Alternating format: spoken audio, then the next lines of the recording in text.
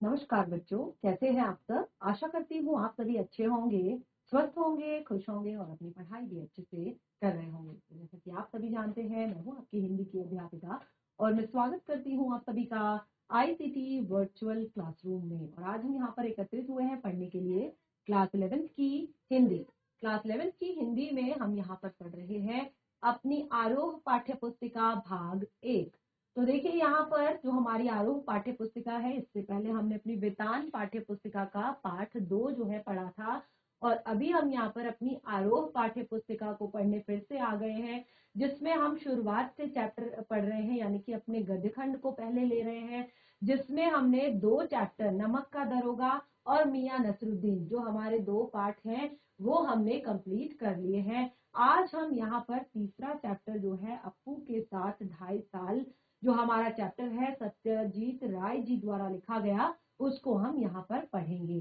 तो एक तरह से ये एक जो फिल्म जो बनी अप्पू के जो यहाँ पर जो फिल्म बनी, उस फिल्म की किस तरह से जर्नी रही, कैसे वो फिल्म बनी और कैसे उसको बनाने में 2.5 साल का वक्त लगा और कैसे क्या क्या परेशानियां आई। और देखिए काफी ज्यादा एक इंटरेस्टिंग ये चैप्टर है कि सिनेमा जगत से जुड़ी हुई बहुत सारी चीजों की जानकारी आपको इस पाठ से मिलेगी और आपको वो अंतर दिखाई देगा कि किस तरह से एक शिक्षित जो किसी भी चीज के लिए, यानी कि अगर आपको कोई भी प्रोफेशन अपनाना है तो आपको उसमें शिक्षा का कितना ज्यादा महत्व होता है। और जो आधुनिकता हमारे एक तरह से जो आधुनिक सिनेमा जो हमारा है, उसमें कितने चेंजेस हैं इस पुराने सिनेमा से।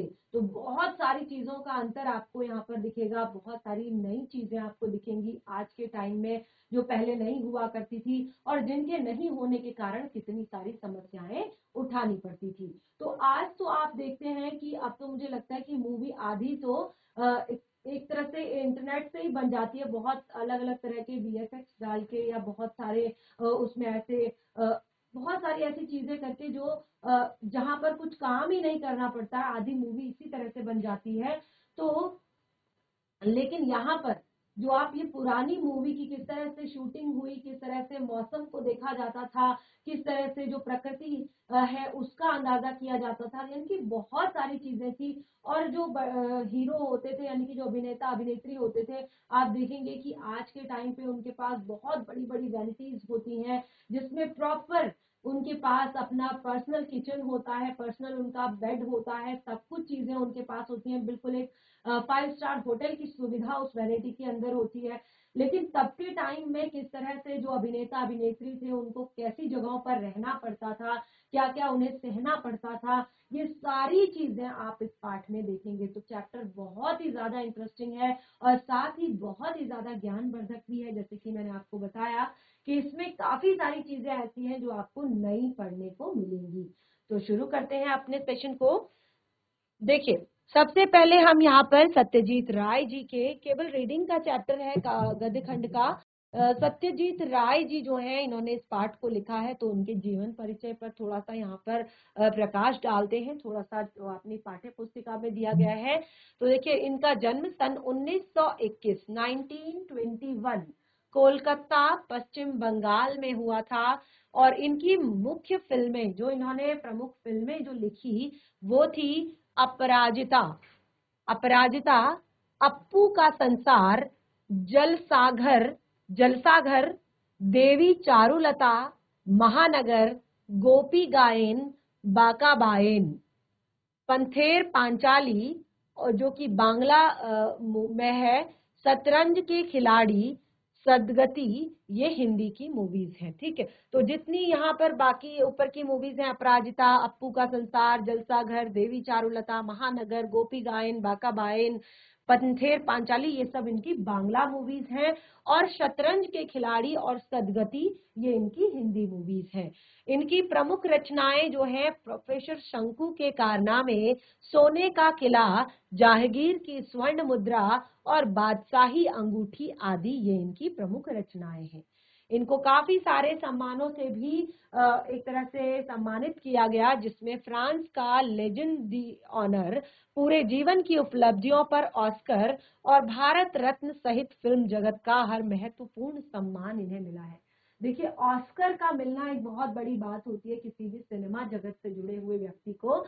तो देखिए यहाँ पर इन्हें फ्रांस का लेजेंड डी ऑनर, ठीक है, फ्रांस का लेजेंड डी ऑनर इन्हें अवार्ड मिला है, और पूरे जीवन की उपलब्धियों पर, यानी कि इनके जीवन में जो जो इन्होंने काम किए उनकी उपलब्धियों पर इन्हें ऑस्कर भी मिला, और साथ ही भारत रत्न भी इन्हें मिला है, और फिल्म जगत से जुड़े हुए काफी सारे महत्वपूर्ण सम्मान इन्हें मिले हैं। और इनकी मृत्यु सन 1992 में इनकी मृत्यु हुई। और बाकी देखिए यहाँ पर जो बाकी चीजें यहाँ पर दी गई हैं वो आप यहाँ पर पढ़ेंगे।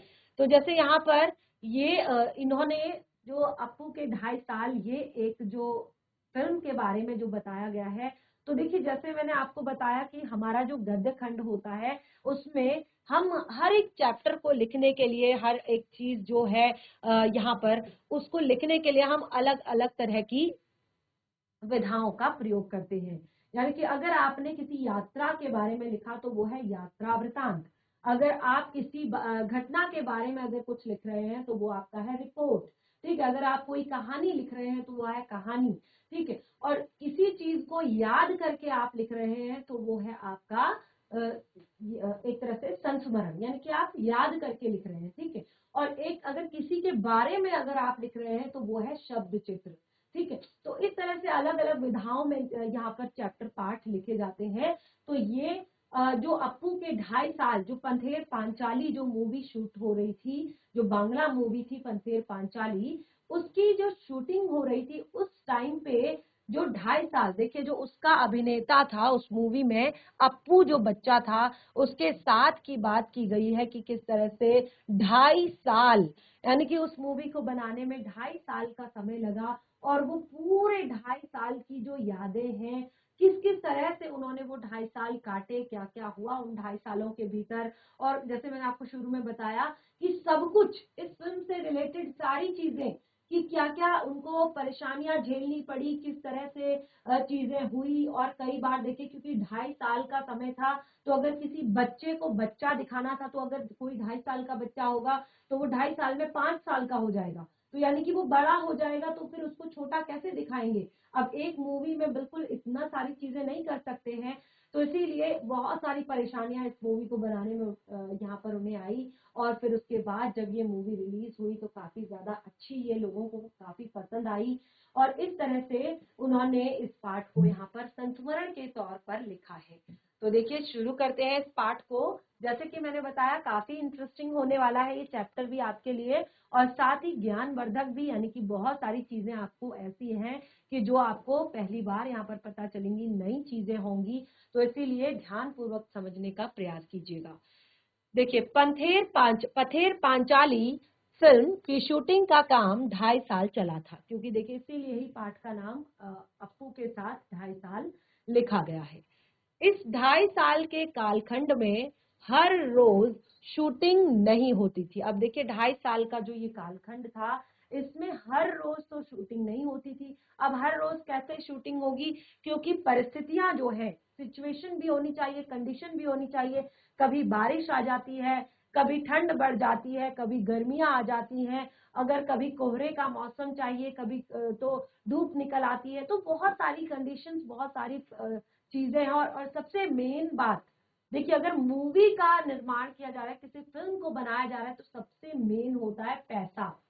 सबसे जरूरी चीज होती है पैसा। और आज देखिए जो मुंबई है, जो हमारा महाराष्ट्र है, मुंबई जो हमारा शहर है, उसको हमारे देश की आर्थिक नगरी कहा जाता है, यानी कि हमारी व्यवसायिक जो नगरी, आर्थिक जो हमारे पैसे को जो बढ़ाती है। तो काफी सारा पैसा है मूवी बनाने में, और रिलीज करने तक बहुत सारा पैसा जो है लग जाता है। तो सबसे मेन प्रायोरिटी है पैसा, ठीक है, मूवी के निर्माण में, एक फिल्म के निर्माण में, क्योंकि वैसी वैसी सिचुएशंस बनानी पड़ती है, उस तरह के लोगों को ढूंढना पड़ता है, बहुत सारा ऑडिशन लेना होता है, और वैसी वैसी कंडीशंस जो है वहां पर बनाई जाती हैं।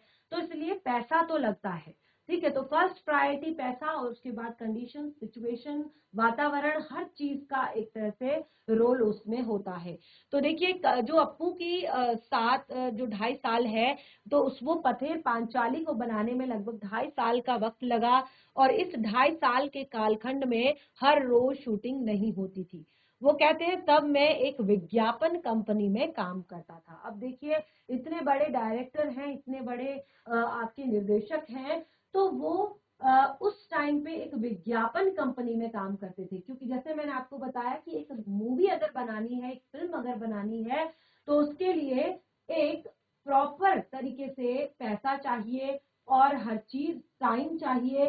तो यहाँ पर वो कहते हैं कि जिस तरह से उन्होंने इस मूवी को, इस फिल्म को बनाने के लिए, वो कहते हैं कि वो उन्होंने एक विज्ञापन कंपनी में वो उस टाइम पे काम कर रहे थे, और नौकरी के साथ जब फुर्सत मिलती, जब उन्हें नौकरी के काम से थोड़ा सा फुर्सत मिलती, तब वो शूटिंग किया करते थे। अब देखिए नौकरी भी जरूरी थी, क्योंकि पैसा कहाँ से आता, वरना फिल्म को बनाने के लिए पैसा कहाँ से आता। तो इसीलिए वो कहते हैं कि जब भी मुझे नौकरी से फुर्सत मिलती थी तब मैं शूटिंग करता था। और वो कहते हैं मेरे पास उस समय पर्याप्त पैसे भी नहीं थे, और मेरे पास पर्याप्त पैसे भी उस टाइम पे नहीं थे। पैसे खत्म होने के बाद फिर से पैसे जमा होने तक शूटिंग स्थगित रखनी पड़ती थी। पैसे देखिए क्या होता था कि पहले उन्होंने जैसे 6 महीने काम करते थे, 6 महीने में जितना पैसा इकट्ठा हुआ उससे शूटिंग स्टार्ट कर देते थे, और फिर पैसा यदि खत्म हो जाता तो शूटिंग स्थगित कर देते थे। उसके बाद फिर से 3-4 महीने काम करते थे, फिर पैसा इकट्ठा करते थे, और इस तरह से ये मूवी जो है 2.5 साल तक खिंच गई, और उसमें भी काफी और बहुत सारी परेशानियां बीच में आई।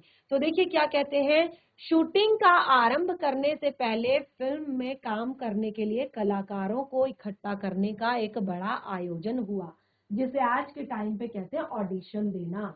ठीक है। किसी भी मूवी के लिए अब देखिए जो पुराने कलाकार हैं, जो पुराने अभिनेता अभिनेत्री हैं, उनको तो स्क्रिप्ट भेजी जाती है, वो स्क्रिप्ट को पढ़ते हैं, या फिर सूटेबल फेस ढूंढा जाता है कि इस स्क्रिप्ट पर कौन सा फेस जो है सूटेबल होगा। अगर जैसे आप देखेंगे कि अलग अलग रोल के लिए अलग अलग हीरो हीरोइन, जो अभिनेता अभिनेत्री हैं, उनको चुना जाता है। तो और जो नई चीजें होती है, जैसे एक फिक्स है कि अभिनेता अभिनेत्री तो ये होंगे, लेकिन जो बाकी कलाकार होते हैं फिल्म में, जो बाकी कलाकार होते हैं, तो उनके लिए फिर क्या होता है, ऑडिशन होता है। ठीक है ना। या और भी कोई जो आप देखेंगे टीवी में जितने भी रियलिटी शो होते हैं, या कोई भी डांस होता है, या कोई भी सिंगिंग शो होता है, बहुत सारी कुकिंग शो होता है, या बहुत सारी चीजें होती है, तो उन सब में क्या होता है, पहले ऑडिशन लिया जाता है। ठीक है। तो इस तरह से वो कहते हैं कि अब कलाकारों को चुनने के लिए, इकट्ठा करने के लिए एक बहुत बड़ा आयोजन किया गया, और विशेषकर अप्पू की भूमिका निभाने के लिए 6 साल का एक लड़का मिल ही नहीं रहा था।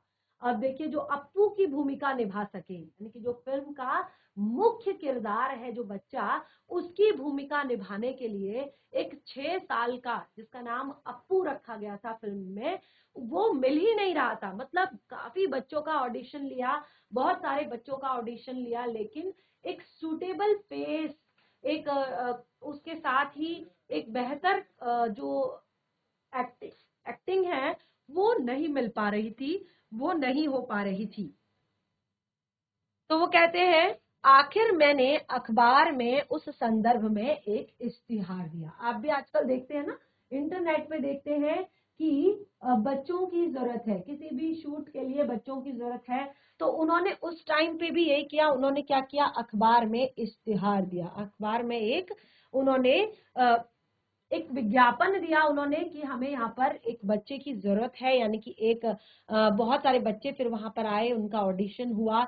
तो इस तरह से वो कहते हैं रास बिहारी एवेन्यू की एक बिल्डिंग में मैंने एक कमरा भाड़े पर लिया, और इसके लिए वो कहते हैं कि जो रास बिहारी बिल्डिंग थी वहां पर उन्होंने एक कमरा किराए पर लिया ऑडिशन के लिए।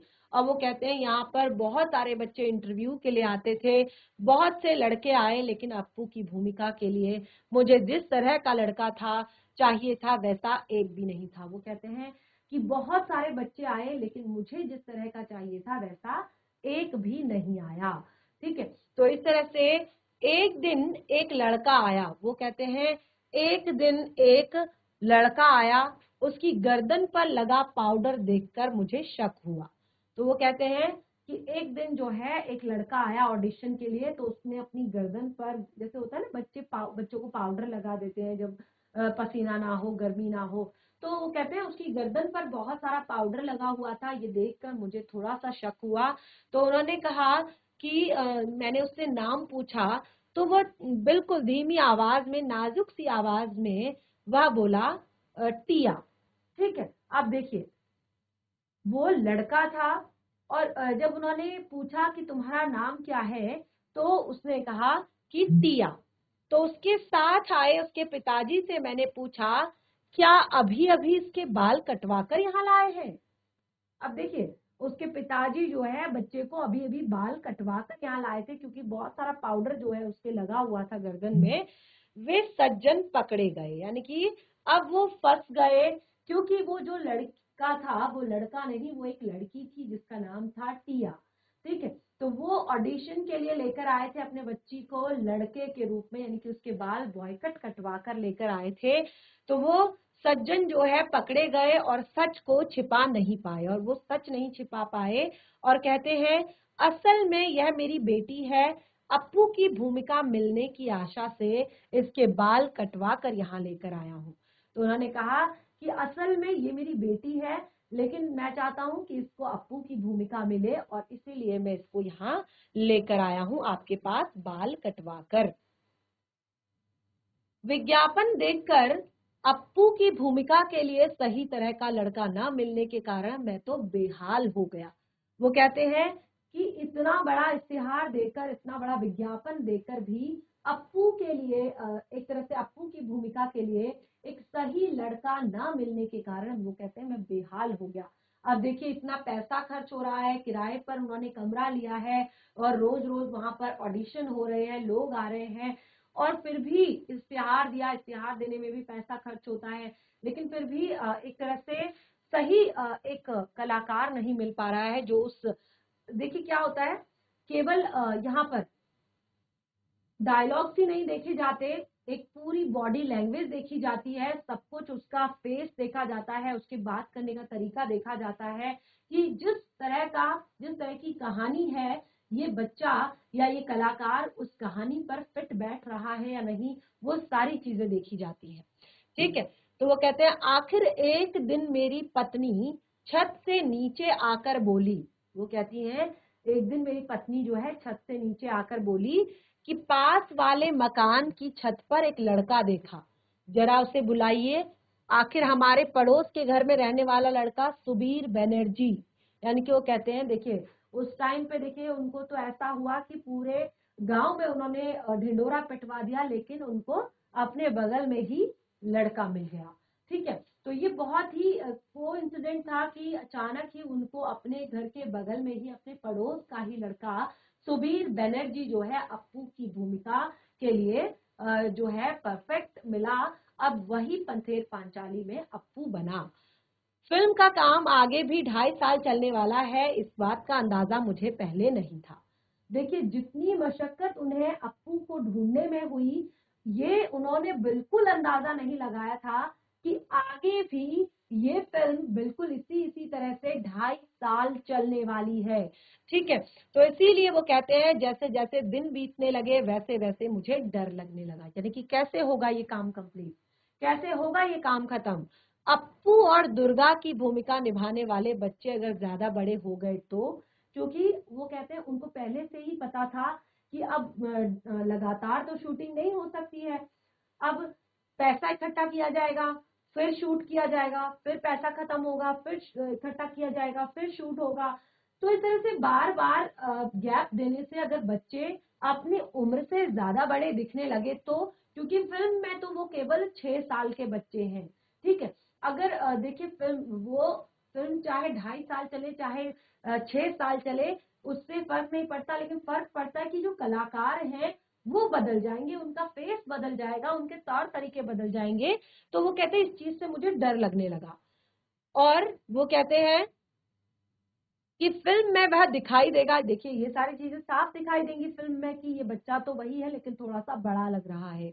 लेकिन मेरी खुशकिस्मती से उस उम्र में बच्चे जितने बड़े हैं उतने अप्पू और दुर्गा की भूमिका निभाने वाले बच्चे नहीं बड़े।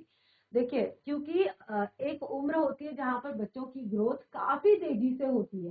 ठीक है, ये उम्र होती है आपकी 8 से 9, 10, 11, 12, 13, 14, यानी कि एडोलेसेंस जो किशोरावस्था जो होती है वहां पर, तो यहाँ पर काफी तेजी से हाइट भी बढ़ती है। लेकिन जो आपके 5 से 8 साल तक की जो एज होती है या 4 से 8 साल तक की एज, उसमें हाइट बहुत ज्यादा नहीं बढ़ती, लेकिन बच्चे का जो है मानसिक विकास तेजी से होता है। वो अच्छे से क्लियर बोलना सीखता है, चीजों को समझ रहा होता है, स्कूल जा रहा होता है, स्कूल जाना शुरू करता है। तो वो कहते हैं बिल्कुल वही हुआ कि बच्चों की जो ग्रोथ है वो बहुत तेजी से नहीं बढ़ी। और वो कहते हैं कि इंदिरा ठाकरन की भूमिका निभाने वाली 80 साल की उम्र की चुन्नी बाला देवी 2.5 साल तक काम कर सकी। यानी कि जो 80 साल की चुन्नी बाला देवी जी हैं वो 2.5 साल तक काम कर सकी। यानी कि बिल्कुल भी किसी को अंदाजा नहीं था, क्योंकि 80 साल की उम्र में कभी भी कुछ भी हो सकता था, कोई भी कंडीशन आ सकती थी, बीमार पड़ सकती थी, लेकिन वो भी 2.5 साल तक ठीक रही। ये वो कहते हैं। देखिए अभी उन्होंने सारी अपनी पॉजिटिव चीजें बताई है कि क्या क्या अच्छा हुआ पंथेर पांचाली को बनाने में। और दूसरा वो ये कहते हैं कि ये भी मेरे लिए सौभाग्य की बात है। और वो कहते हैं अब शूटिंग की शुरुआत में ही एक गड़बड़ हो गई।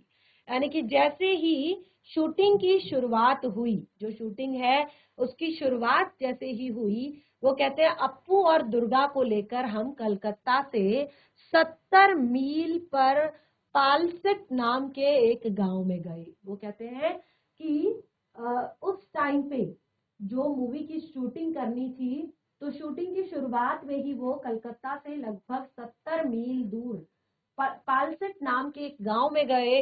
और वहां रेल लाइन के पास जो कांच के फूलों से भरा एक मैदान था, यानी कि जो रेलवे ट्रैक था, रेलवे ट्रैक के पास एक कांच के फूलों का, आपने देखा होगा जो घास होती है और घास धीरे धीरे धीरे धीरे बड़ी होती है और फिर उसमें सफेद कलर के जो है फूल आ जाते हैं, उसे कांच के फूल कहते हैं। ठीक है, तो कांच के फूलों का एक बहुत बड़ा मैदान था। तो देखिए अगर वो बहुत बड़े मैदान में अगर फूला हुआ हो तो बड़ा ही सुंदर लगता है देखने में। और अप्पू और दुर्गा की और ये दृश्य था कि यहाँ पर अप्पू और दुर्गा पहली बार रेलगाड़ी देख रहे हैं। ठीक है, और ये दृश्य क्या था कि अप्पू और दुर्गा जो है वो पहली बार रेलगाड़ी देख रहे हैं। और उस सीन की शूटिंग करने के लिए उन्हें पालसेट नामक गांव में उन्हें जाना था। ठीक है, अब वो कहते हैं कि इस सीन की शूटिंग हमें करनी थी और ये सीन जो है काफी बड़ा था। ये सीन जो है काफी बड़ा था, यानी कि दिखाना था प्रॉपर की ट्रेन भी आ रही है और देखिए साथ ही बहुत ही सुंदर कांच के फूल वहां पर खिले हुए हैं। तो इस तरह से उन्होंने वो जो दृश्य है उसको काफी टाइम लगना था, क्योंकि ट्रेन अब एक बार ट्रेन आएगी वो तो काफी तेजी से चली जाएगी और वो सीन पूरा नहीं हो पाएगा। ठीक है, तो इस तरह से जो है उनको इस सीन के लिए काफी मशक्कत करनी पड़ी। अब देखिए क्या कुछ हुआ उनके साथ इस सीन के लिए। तो वो कहते हैं ये सीन बहुत बड़ा था और एक दिन में उसकी शूटिंग पूरी होना नामुमकिन था। कम से कम 2 दिन लग सकते थे। पहले दिन जगद्धात्री पूजा का त्योहार था। दुर्गा के पीछे पीछे दौड़ते हुए अप्पू। देखिए पहले दिन जो है जगद्धात्री पूजा का त्योहार वहां पर था और वो कहते हैं कि जो दुर्गा के पीछे पीछे जो अप्पू है वो दौड़ता हुआ कांच के फूलों के वन में पहुंचता है। शूटिंग देखिए कहाँ से स्टार्ट हो रही है कि जगद्धात्री पूजा का दिन है और दुर्गा जो उसकी बहन है उसके साथ दौड़ते दौड़ते अप्पू जो है कांच के फूलों के वन में पहुंचता है, कांच के फूलों के जंगल में पहुंचता है। और सुबह शूटिंग करके शाम तक हमने सीन का आधा भाग चित्रित किया। वो कहते हैं कि सुबह सुबह उन्होंने शूटिंग स्टार्ट की, सुबह सुबह उन्होंने शूटिंग शुरू की और शाम तक उन्होंने शूटिंग जो उस सीन का जो वो प्रॉपर पूरा सीन था उसका आधा भाग जो है चित्रित कर लिया था। वो कहते हैं निर्देशक, छायाकार, छोटे अभिनेता, अभिनेत्री, हम सभी इस क्षेत्र में नवागत होने के कारण थोड़े बौराए हुए थे। अब देखिए, क्योंकि कहीं पर भी आप जब पहली बार जाते हैं और उस टाइम पे तो फैसिलिटीज भी नहीं थी और ना ही इतना पैसा था कि आप बहुत सारी सुविधाएं जो है ले सके और एक तरह से दूसरों को दे सके। तो वो कहते हैं कि हम सभी इस जगह पर नए थे और काफी ज्यादा इरिटेट थे, काफी ज्यादा परेशान हो रहे थे, क्योंकि वो सारी चीजें नहीं मिल पा रही थी तो जो हमें चाहिए थी। तो इस तरह से वो कहते हैं कि बाकी का सीन बाद में चित्रित करने का निर्णय लेकर हम घर पहुंचे। अब देखिए, 70 किलोमीटर दूर जाकर वहां पर फिल्म का सीन शूट किया पूरे दिन भर में।